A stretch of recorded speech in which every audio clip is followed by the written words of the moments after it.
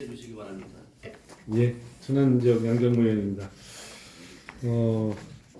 지금 그 대상자 수를 보면 천안이 37,211명서부터 계룡시에 1,650명까지 이렇게 되어 있습니다.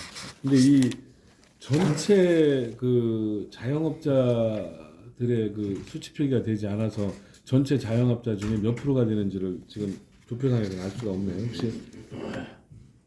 예, 전체 그거는 뭐 별도로 예. 표기를 해서 드리겠습니다. 예.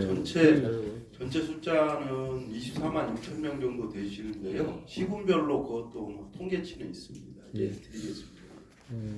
지금 1억 미만으로 정해져 있고요. 우선 2억이라는 수치를 가상해서 제가 잠깐 좀 말씀을 드리도록 하겠습니다. 2억이라 하면 대략 1개월의 매출이 1,600만 원 정도에 해당되는, 제가 2억을 기준으로 말씀드리고 있는 겁니다. 그럼 1,600만 원의 기준을 월 매출인데, 그 이전에 아까 제가 잠깐 이쪽 다른 방에서 말씀을 드렸지만, 지금 그 자영업자들의 어떤 영업 실태에 대해서 대부분 어떤 그 급여 생활자라고 할까요? 이런 분들이 오해하는 부분들이 좀 있더라고요. 아직도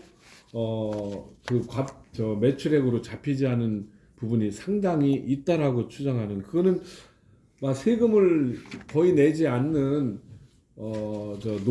노점상이 아니고는 지금은 거의 매출이 95% 이상 잡힌다고 봐야 맞습니다.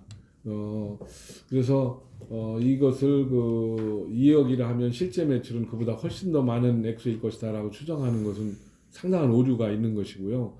또 제가 좀 표현한 1,600만 원 정도의 기준에서 순이익이 20% 이상 나온다? 거의 전 불가능하다고 생각합니다. 주변에 뭐 소상공인을 위주로 한 모임도 있지만 순이익은 10% 남짓 잡기도 어려운, 그야말로 무한 경쟁의 어떤 가격에 노출되어 있는 그런 상태예요. 지금 우리의 시장 상황이. 그러면 2억에 미만이라는 사람들도 제가 보기엔 연소득이 3천이 넘기 쉽지 않습니다. 더욱이 2억의 기준으로 할 때 직원이 1명 또는 2명 있는 경우와 직원이 없는 경우에, 직원이 없고 부부가 한다라고 가정할 경우에 그 순익 차이는 굉장한 차이가 있습니다. 그리고 단지 매출로 이것을 기준으로 잡을 때는 그런 순익계는 고려되지 않고 매출로만 계산된 것이고요. 그래서 그 면에서 실질적으로 어려운, 예산을 고려하지 않고 어려운 현재의 상황을 고려해서 지급된다면 매출액은 더 상향되는 것이 맞지 않을까 하는 한 말씀을 드리고요.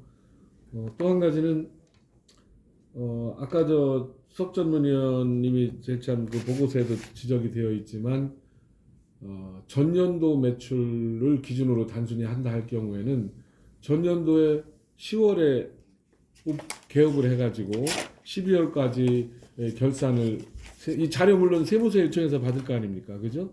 예, 그런 경우에 불과 두세 달의 영업 실적이 잡힘으로써 좀 우리가 예상하고 지급하는 것과는 큰 차이가 있다는 점. 그래서 저도 기준 그 개업 기준일을 최소한 6개월 이상은 돼야 되지 않나 하는 형평성의 문제에 있어서 그런 점하고, 또 하나는 예산의 문제는 물론 있다라고 생각은 하지만 일반 그 자영업자들의 어려운 면만을 고려할 때는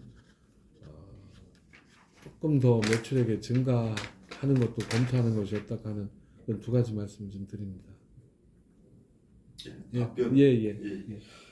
우리 양 의원님께서 그런 그 구체적인 사안을 이렇게 지적해 주셨는데요.